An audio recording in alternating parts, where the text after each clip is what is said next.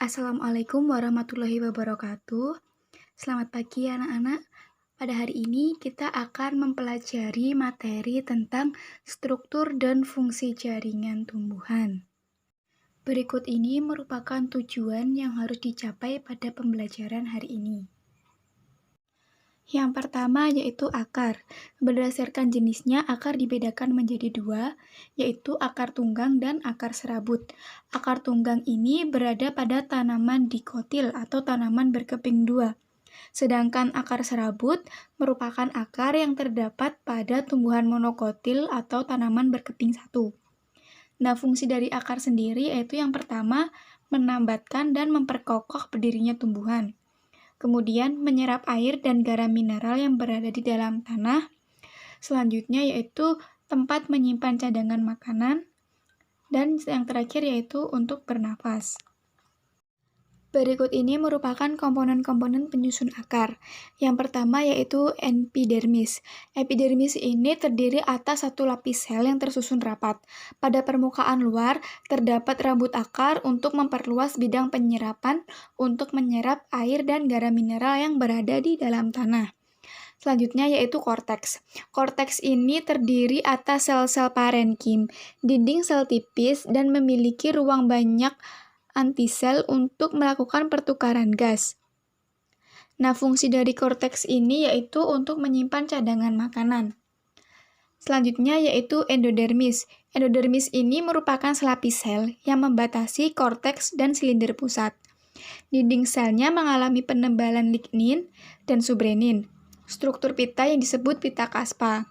Dinding sel endodermis tidak dapat ditembus air dan zat hara lain. Nah, yang terakhir yaitu silinder pusat. Silinder pusat ini terletak di sebelah dalam endodermis. Terdapat berkas pengangkut dan jaringan-jaringan lain. Di lapisan terluar, terdapat pariskel perikambium untuk membentuk cabang akar. Floem terletak di sebelah luar xilem. Pada akar monokotil, xilem dan floem terletak berselang-seling, sedangkan pada akar dikotil, xilem berbentuk bintang dan berada pada pusat akar. Pada akar monokotil terdapat empulur, sedangkan pada akar digotil tidak terdapat empulur. Selanjutnya yaitu batang. Batang berfungsi untuk menegakkan tumbuhan, menghubungkan akar dan daun, dan tempat menyimpan cadangan makanan. Pada batang terdapat buku dan ruas. Buku merupakan tempat melekatnya daun, sedangkan ruas merupakan bagian antara dua buku. Selanjutnya yaitu bagian-bagian yang menyusun batang. Yang pertama ada epidermis, yang terdiri atas lapis sel yang tersusun rapat dan memiliki kutikula. Selanjutnya yaitu korteks. Korteks ini tersusun atas sel parenkim, berdinding tipis, memiliki banyak ruang antar sel, terdapat kolenkim dan sklerenkim untuk menyokong dan memperkuat batang. Nah, batang muda terdiri dari kolenkim dan klorofil, sedangkan batang tua terdiri dari kolenkim diganti dengan sklerenkim dan tidak ada klorofil. Selanjutnya yaitu endodermis. Endodermis pada batang tidak begitu jelas dan menyatu dengan korteks. Yang terakhir yaitu silinder pusat. Silinder pusat ini terletak di sebelah dalam korteks. Terdapat sel-sel parenkim dan berkas pengangkut xilem dan floem. Xilem yaitu mengangkut air dan garam dari akar ke daun, sedangkan floem yaitu mengangkut zat makanan hasil dari fotosintesis dari daun kemudian disebarkan ke seluruh tubuh tumbuhan. Nah, pada batang dikotil, berkas pengangkut berbentuk lingkaran. Xilem berada di sebelah dalam floem. Di antara xilem dan floem terdapat kambium. Sedangkan pada batang monokotil, berkas pembuluh menyebar tidak teratur dan tidak mempunyai kambium. Selanjutnya yaitu daun. Pada umumnya daun berwarna hijau, berbentuk lebar dan pipih. Pada bagian tipis melebar disebut lembaran daun. Pada lembaran daun terdapat tulang daun. Tulang daun pada tumbuhan monokotil yaitu melengkung dan sejajar. Sedangkan tulang daun pada tumbuhan dikotil yaitu menyirip dan menjari. Bagian-bagian penyusun daun yaitu yang pertama ada epidermi. Terdapat celah atau pori yang diapit oleh dua sel penjaga. Nah, celah atau pori ini disebut dengan stomata yang berfungsi sebagai tempat pertukaran gas. Selanjutnya yaitu ada mesofil. Mesofil ini terletak di antara epidermis atas dan epidermis bawah. Pada dikotil, mesofil berdiferensiasi menjadi jaringan tiang atau palisade dan bunga karang atau spons. Nah, sedangkan pada tumbuhan monokotil, mesofil ini tidak berdiferensiasi dan bentuknya seragam, sehingga tidak dapat dibedakan antara jaringan palisade dan bunga karang. Selanjutnya yaitu berkas pengangkut. Berkas pengangkut ini terdapat di antara jaringan bunga karang. Kemudian membentuk tulang daun. Pada dikotil, satu tulang daun bercabang. Sedangkan pada monokotil, tulang daun sejajar dengan sumbu daun. Fungsi tulang daun yaitu untuk mengangkut air dan garam mineral dari tanah dan mengedarkan hasil fotosintesis dari daun ke seluruh tubuh tumbuhan. Selanjutnya yaitu bunga. Bunga merupakan organ reproduksi generatif pada tumbuhan. Struktur dari bunga terdiri dari kelopak, mahkota, benang sari, dan putik. Mahkota bunga pada tumbuhan dikotil berkelipatan 2, 4, atau 5. Sedangkan mahkota bunga pada tumbuhan monokotil berkelipatan 3. Berikutnya yaitu bunga sebagai alat kelamin jantan atau androsium. Terdiri atas jumlah benang sari atau stamen. Terletak di lapisan setelah mahkota bunga. Stamen ini terdiri atas kepala sari dan tangkai sari. Dalam kepala sari terdapat satu atau lebih ruang seri yang merupakan tempat terbentuknya serbuk sari. Serbuk sari ini merupakan gamet jantan. Sedangkan bunga sebagai alat kelamin betina yaitu tersusun atas satu atau lebih daun buah. Terdiri atas bakal buah atau ovarium, tempat terdapatnya sel telur. Kemudian yaitu tangkai putik atau stilus yang merupakan saluran untuk dilalui serbuk sari saat pembuahan dan menyokong kepala putik. Selanjutnya yaitu kepala putik. Kepala putik ini merupakan tempat melekatnya serbuk sari pada saat penyerbukan. Selanjutnya yaitu macam-macam jaringan yang terdapat pada tumbuhan. Yang pertama yaitu jaringan meristem. Jaringan meristem merupakan jaringan sel yang penyusunannya bersifat embrional. Bersifat embrional ini artinya mampu membelah secara terus-menerus. Berarti jaringan meristem ini berada di ujung-ujung, entah itu ujung daun, ujung batang, maupun ujung akar. Nah, ciri-ciri dari jaringan meristem ini yaitu yang pertama, sel-selnya selalu membelah. Kemudian, bentuk dan ukuran sel sama. Kaya akan protoplasma, dinding selnya tipis.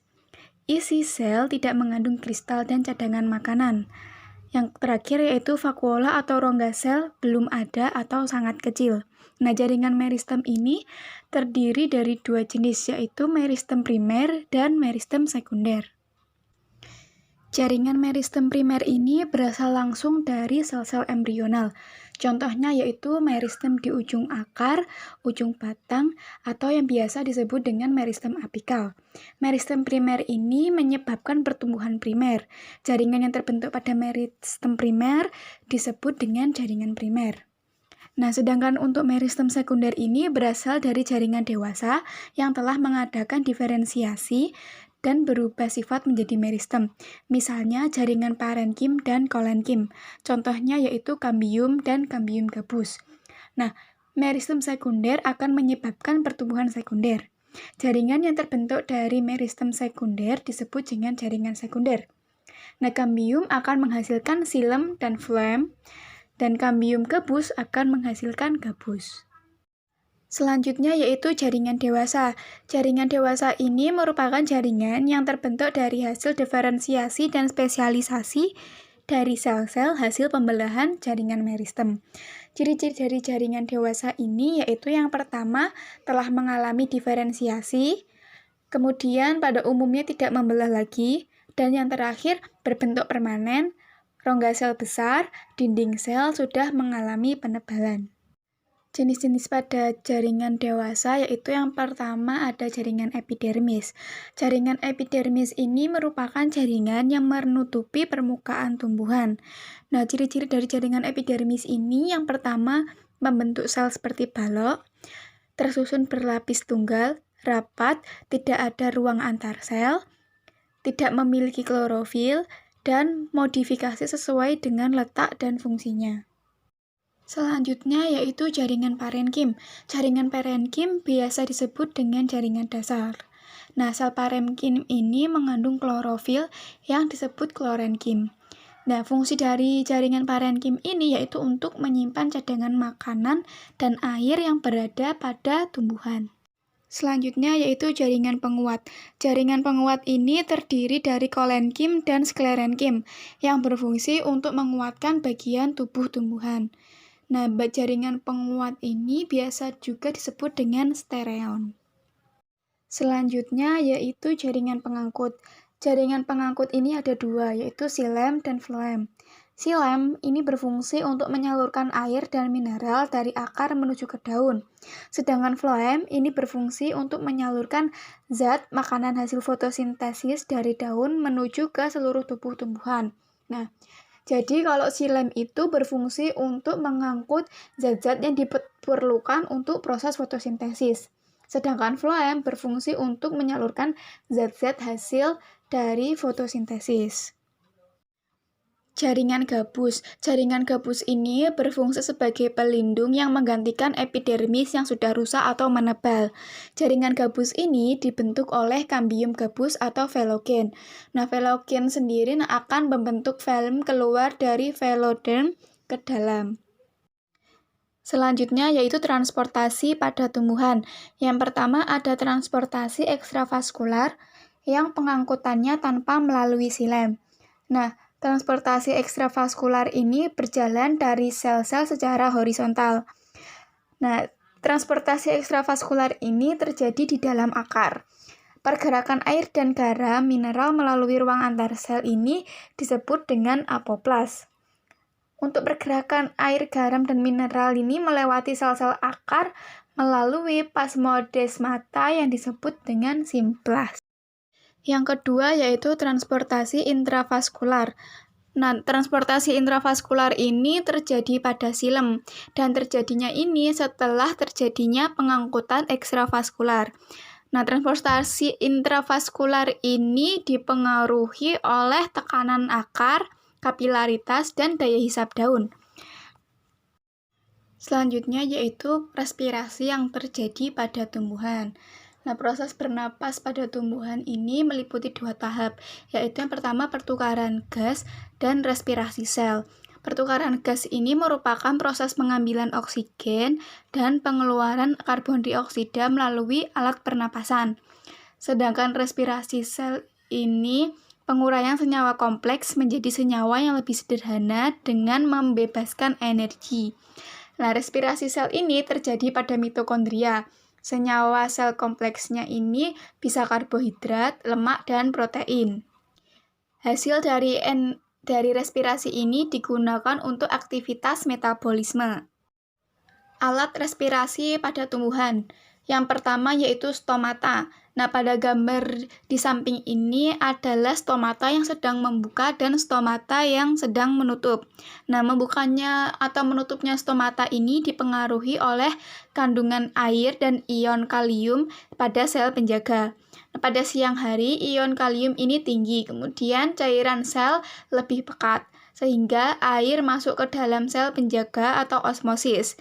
Nah, sel penjaga ini nanti akan membengkak sehingga stomata dapat terbuka. Nah, sedangkan pada malam hari, ion kalium ini keluar dari sel penjaga. Sel epidermis di sekitar stomata ini menjadi lebih pekat, dan air dari sel penjaga ini pindah ke sel-sel epidermis. Nah, sehingga sel penjaga ini mengerut sehingga stomata menjadi tertutup. Selanjutnya yaitu lentisel. Pada dikotil terdapat kambium gabus yang menghasilkan parenkin gabus dan lapisan gabus. Lapisan gabus ini nanti yang akan menggantikan epidermis. Lapisan gabus ini terdiri dari sel-sel mati yang berfungsi untuk melindungi batang. Sedangkan kambium gabus, parenkim gabus, lapisan gabus nanti akan mengelupas dan timbul lubang-lubang di batang yang disebut dengan lentisel. Nah, lentisel ini memungkinkan sel-sel penyusun batang untuk melakukan pertukaran gas dengan udara luar. Selanjutnya yaitu rambut akar. Sel rambut akar selain berfungsi untuk menghisap air dan mineral tanah, juga berfungsi untuk mengambil oksigen dari tanah. Selanjutnya yaitu proses respirasi pada tumbuhan.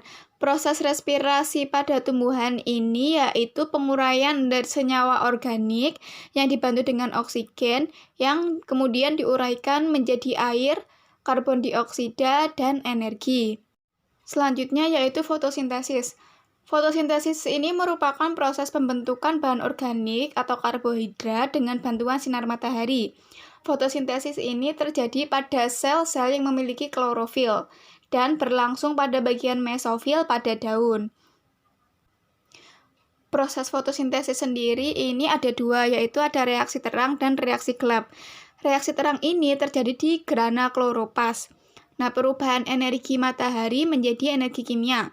Kemudian terjadinya pemecahan air menjadi ion hidrogen dan oksigen. Ion hidrogen ini berkaitan dengan karbon dioksida kemudian menjadi glukosa.